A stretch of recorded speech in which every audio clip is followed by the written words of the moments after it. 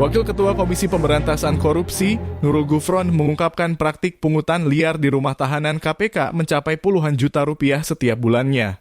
Gufron mengatakan besaran nilai pungli itu terdiri dari jumlah setoran yang berbeda-beda. Para narapidana diminta menyetorkan uang dengan nilai berkisar 2 juta rupiah hingga puluhan juta per bulannya oleh oknum pegawai KPK. Beda-beda, ada bulanan kan, sekitar 2 juta rupiah sampai puluhan juta per bulan, kata Nurul Gufron, Jakarta Selatan, Kamis 13 Juli 2023.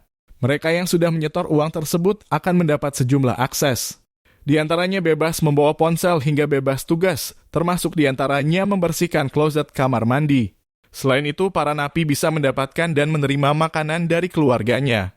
Yang kita dapatkan informasi itu punglinya untuk memegang handphone, kemudian akses untuk mendapatkan makanan minuman tambahan dari keluarga, kata Gufron.